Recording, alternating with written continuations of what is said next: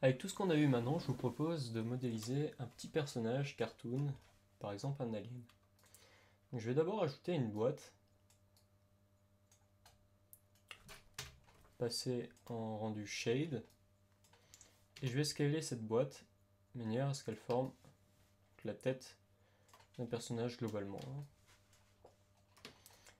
En tout cas, je vais déjà la couper en deux, donc avec le Insert Edge Loop Tool, et supprimer la moitié donc, de cette boîte, y compris sa face centrale. Je vais ensuite en mode Object, cliquer sur ce bouton. Non, on va plutôt passer en mode Vertex et rajouter donc un Edge Loop Tool à cet endroit-là. Et on va passer en mode Edge, sélectionner le bas, plutôt en mode face puisqu'il s'agit d'une face, et on va faire un scale sur l'axe Z et sur l'axe Y. On va appuyer sur la touche 3 et on observe donc une espèce de bol qui ressemble à ça. Ensuite, ce qu'on va faire, c'est qu'on va ajouter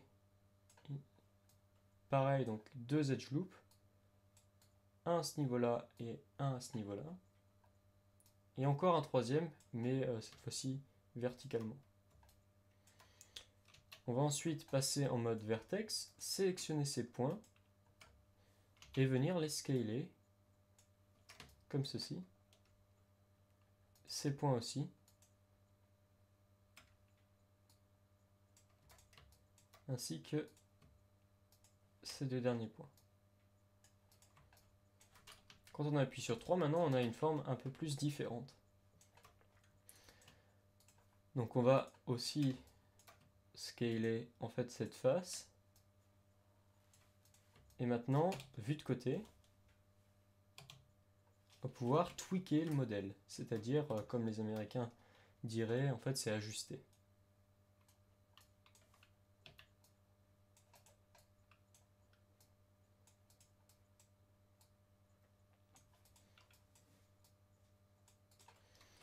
Donc là, vue de côté, vous voyez qu'on n'a pas du tout la forme de l'arrière d'un crâne.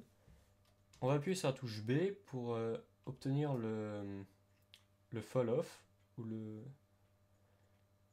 smooth select, soft select pardon. Et avec la touche B plus clic gauche, on peut donc redéfinir la zone de ce soft select et on peut peut-être écarter un peu plus le soft select. On va aussi rajouter donc un edge loop au milieu et en désactivant donc le soft select et en sélectionnant les vertex, petit à petit on va recréer donc cette forme plutôt sphérique ou plutôt ellipsoïdale d'alien. Donc là il faut déplacer les vertex pour recréer donc notre forme ovale. Mais tout ce que je rajoute là, je le rajoute pas uniquement pour me créer des difficultés. Ce serait bien trop bête. Je rajoute donc ces edge loops pour pouvoir par la suite positionner les différentes parties de notre alien, comme les yeux et ensuite la bouche. Donc là, je reforme en mode cubique petit à petit donc le modèle.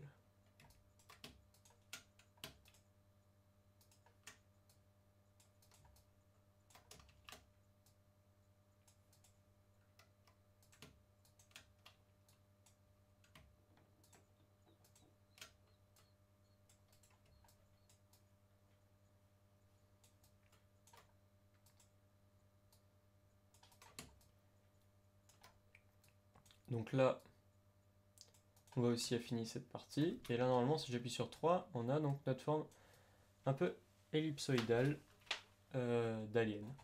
Alors ce qu'on va faire aussi, c'est qu'on va rajouter donc un edge loop à cet endroit-là.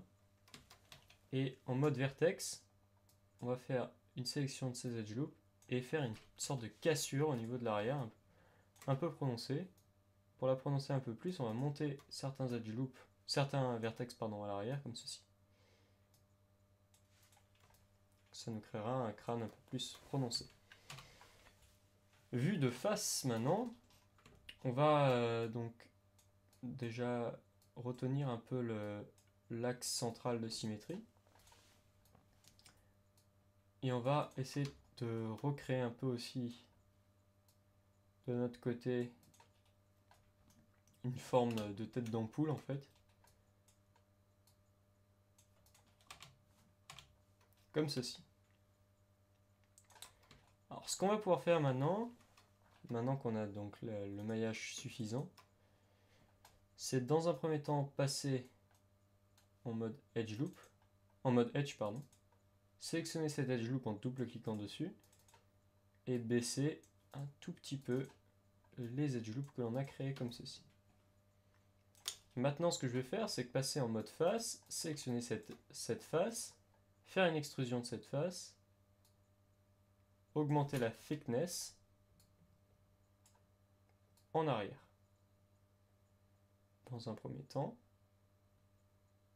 et ensuite refaire une extrusion en appuyant sur la touche G en arrière comme ceci. Cette fois-ci réellement en arrière. Je vais faire un scale et cliquer sur la touche supprimer afin de supprimer la moitié, la face de mon orbite à l'arrière. Maintenant ce qu'il va falloir que je fasse, c'est rajouter des edge loops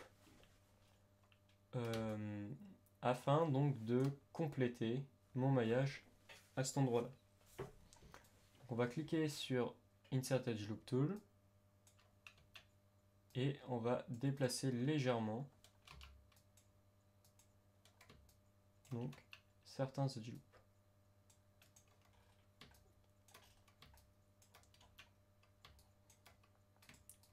Notamment celui-là qu'on va rapprocher, celui-là qu'on va rapprocher de la même manière et celui-là qui est en fait tout simplement juste un edge, mais l'autre tient la symétrie donc on ne peut pas trop le déplacer. Voilà. Alors ce qu'on va faire maintenant, c'est qu'on va contourner en fait cet œil avec le split polygon tool, interactive split tool pardon. Et donc on va comme ceci venir au centre de chacune des faces, cliquer sur entrée. Et donc ça nous permet donc en mode vertex de venir descendre ces edges et de faire une certaine bosse autour de l'œil, comme ceci.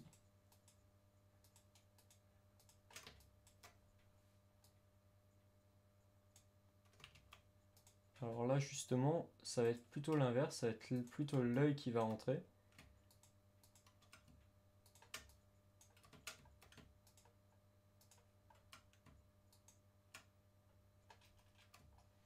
Donc veillez à bien faire les bonnes sélections. Hein.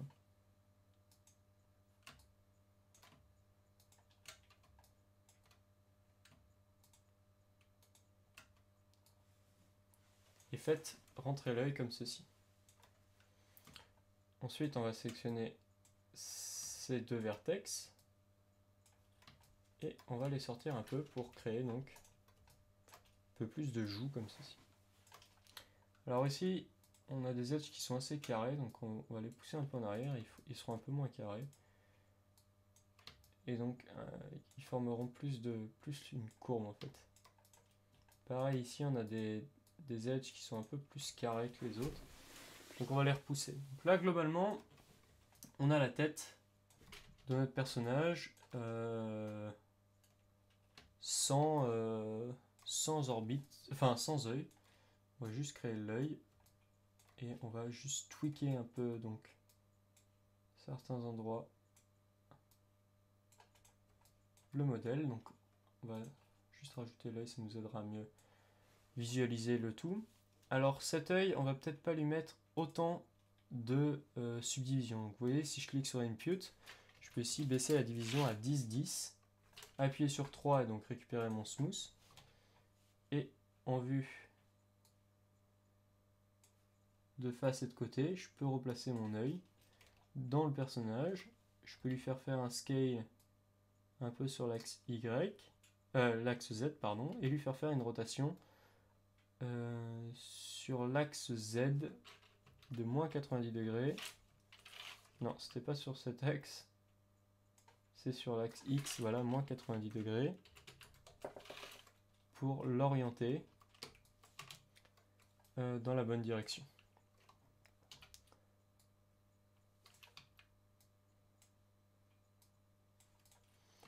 Et voilà, nous avons donc placé notre œil autour de notre personnage. Alors, je pense que ça serait pas mal de rajouter encore un edge loop par là. Alors, edge loop qui n'est pas bien compris par le reste du maillage, donc on va plutôt prendre l'Interactive Split Tool qui nous fera ça à merveille. On peut le réappeler en appuyant sur G si jamais on le perd.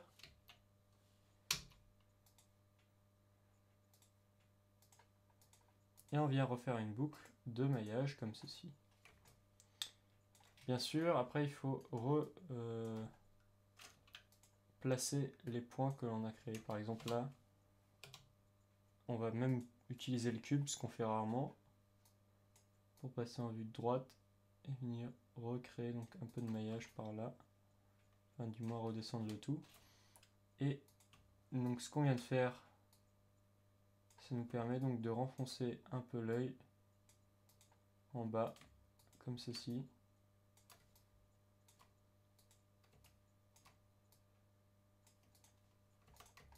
Si on appuie sur la touche 3, on a donc une meilleure vue de ce qu'on vient de faire. C'est une espèce de maintien, comme ceci. Donc ce qu'on va faire maintenant, c'est la bouche, mais on le fera dans une prochaine vidéo. A tout de suite. Alors juste avant de passer dans l'autre vidéo, j'ai oublié quelque chose, je vais vous montrer comment on sauvegarde un projet dans Maya. Donc on va juste faire, donc dans un premier temps, un set project. Non, pardon, set project c'est justement quand on veut ouvrir un projet. On va faire project Windows et on va faire le current project. On va le mettre dans par exemple document project, ça peut être très bien, et on va l'appeler alien. Alors on va faire new et on va l'appeler alien. Donc maintenant j'accepte et là vous voyez que je suis dans un projet maintenant.